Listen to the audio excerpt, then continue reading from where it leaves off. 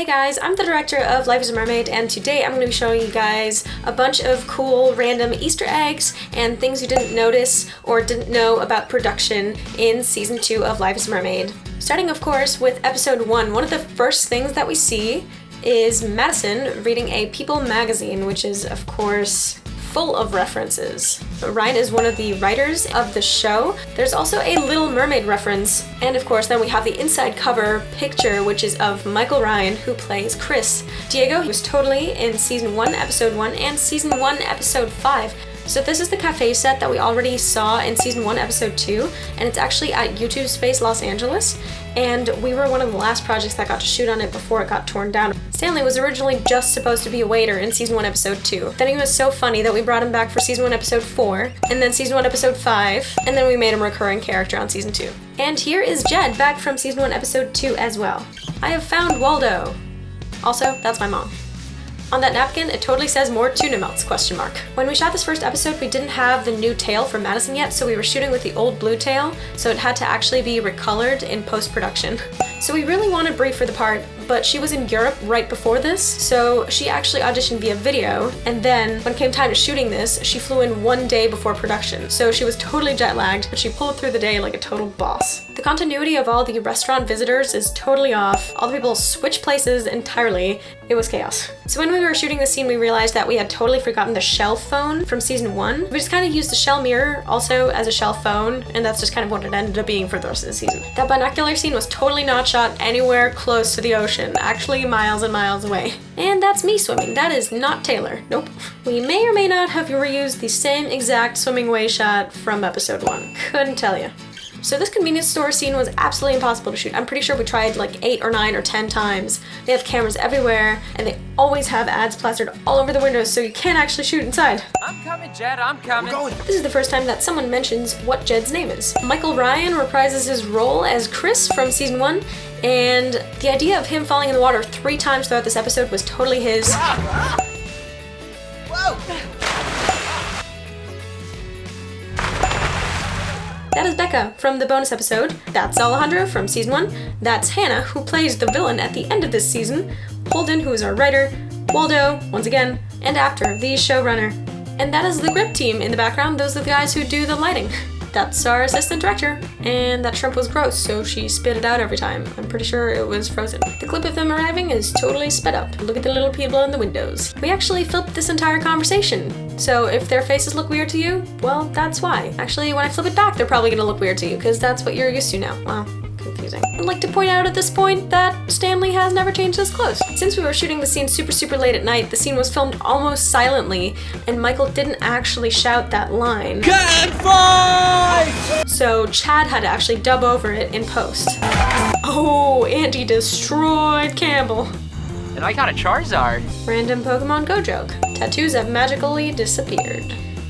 This scene was shot nowhere close to that office building. This morning after the party scene was actually shot the morning before we shot the party. The table is actually not inhabited by Taylor's legs. It is filled with pool noodles. Shout out to Save the Mermaids, that's their water bottle. Those are my sunglasses, and those are my sunglasses. Why did no one else bring sunglasses? The reception and the office are actually right next to each other. That's the reception, that's the office. The scene was supposed to work with paper airplanes, but as it turned out, no one knew how to make paper airplanes, so we just crumpled the paper.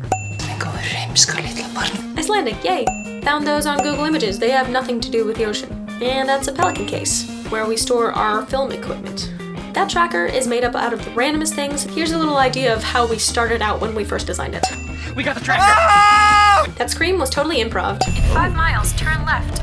And that's my voice. So when we got to the beach this day, we were supposed to have a bunch of people from the party there, but for some reason we had a huge miscommunication with all the background talent, and literally no one showed up. So we had to entirely rewrite the whole scene while we were there shooting it. This whole boat scene was obviously entirely green screened, but we had to get the shot of Marcella on the ground, and she was out of town, so we had to find a screen cap of her in the van, comp it onto the boat. It was pretty ridiculous. The parked car was shot nowhere close to the beach, but it was shot in the exact same place that this was shot in. Boom Mike, that is nutritional yeast. Ew.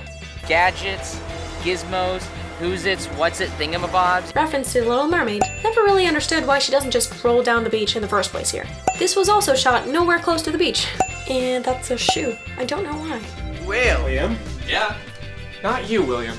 Oh. Oh hey, remember that guy in the magazine and in the restaurant and at the pool party? Well, he is also William. Ryan wasn't really wearing office attire, so I actually had to change clothes with Ryan. That is totally my shirt. That's wardrobe behind Nat. We forgot to crop in. That beard was falling off the entire time. Also, that's our school's parking lot. Loading Best Friend Finder app. And that's my voice again. I have a long history of voicing artificial intelligence. It's because I'm German. Ryan is back once again, and that's me. Boom Mike, and also Boom Mike. Stanley is still wearing the same shirt. Covering up logos 101, just paste an out of order sign over the Coca-Cola. So that's our gaffer, that's the dude who does the lighting on set. Let's just take a moment to laugh at his hair, please. This is obviously total time paradox, right? So when they were still at the back lot, which is where Robert was still homeless, they navigate to the restaurant, which means the restaurant must have already been in existence, which obviously doesn't make any sense because Robert was still there homeless. So it's a paradox.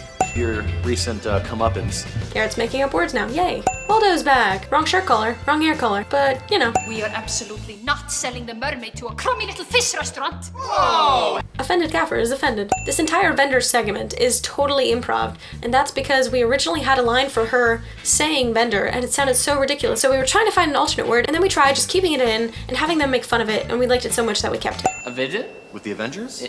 Van A Dam. vendor. An air vent? Do you come with subtitles? Do you know what Who she's buys and sells, who buys is a vendor. Oh, a vendor! The outside of the restaurant is shot in an entirely different place than the inside of the restaurant. When the lights come on, pictures magically appear on the walls of Liam's house. Yo, this guy is one of the coolest guys ever. His name is John Berchtold. Make sure to check out his YouTube channel. He is hilarious. He was supposed to have a huge part in episode 4, but then unfortunately we had to completely rewrite the whole thing, and so he didn't get a speaking role. Comment below if you totally think he should have his own role on season 3. So all these houses are supposed to play Liam's house, but the house of the party, and this place inside, and then this place outside are all entirely different houses. This monologue shot on Stanley was an entire pickup. He shot this entirely alone with an empty room in front of him. Kudos for some awesome acting and having no one to react to. Yay, Stanley finally gets new clothes. The way Stanley was eating for the scene, we actually had to put down a towel to protect the floor from getting super massively dirty, and it was super totally disgusting. Campbell actually had to spit out what he had in his mouth every single time because he was combining things like grapes and trail mix, and what is that even? Obvious meta slate of the series is obvious. So many sound problems for this scene. It was absolutely ridiculous. We had, I think, 8 takes on each shot because we just kept getting the most ridiculous things. First it was cars, then it was construction, then it was planes, then it was a train. I kid you not. I didn't even know there were any trains in Los Angeles. 90% of the scene is improv, including the self-high five, which of course is a total callback to season 2 episode 1 when Stanley gives himself a self-high five. The interior of the car, the exterior of the car, and the interior of the stage were shot in 3 entirely different locations. Yay, not the Save the Mermaids shout out. That is a Save the Mermaids water bottle. Red stand-in frame. Crash mat on the ground is a crash mat. Where did he come from? Did he jump in through like an air vent? I mean, come on, what? That doesn't even make any sense. Yet another crash mat. This whole fight scene was choreographed in one night, and then we shot all the warehouse scenes, episodes 7 through 9, all in one day. That's a fire extinguisher. That's a tripod. And that's someone's bag, I guess. She was totally wearing a different black shirt here. Also, even though she was pretty close to the shore and we did visual effects to make it look like she was really far from the shore, she was actually pretty far out there and it was actually pretty dangerous. The second agent is Andrew, who's one of the producers in season 1, and the third agent is also a producer from season 1. This is the same backlot where we shot the restaurant that disappeared in episode 5 and 6. For some reason, this van is parked on the wrong side of the street. I don't really know why. Stock footage. Fake fire is pretty fake. Valerie! Wow, hey! Shirt magic. Liam's shirt disappears entirely because we shot these scenes on entirely separate days and totally forgot he was wearing a shirt before. The magazine is a callback to the magazine in season 2 episode 1, of course, so everything comes full circle. And the cool reference on this one is, of course, Robert, the manager of the restaurant. Manager? You think my name's Manager? The scene between Stanley and Madison at the end was originally not written in at all. It was actually Campbell who plays Stanley, who discussed it with me and the writers because he really wanted some closure for the Stanley character and wanted to make sure that he has a chance to apologize to Madison. And last but not least, director cameo. Yay! So I hope you guys found out some cool new stuff about season 2 that you didn't know before. If you did, please give this video a thumbs up. Please let me know in the comments below what surprised you, what totally didn't surprise you, what did you see coming. Also, I hope you guys are excited for the launch of season 3 this summer. Thank you so much for watching and see you guys next week.